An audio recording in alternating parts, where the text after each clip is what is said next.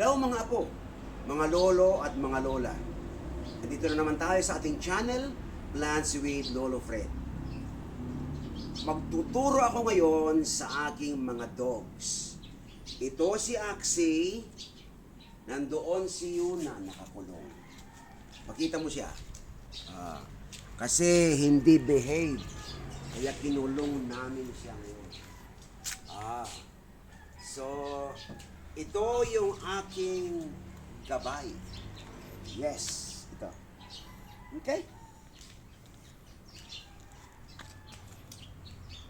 Nagbilis na. Yan. Sit.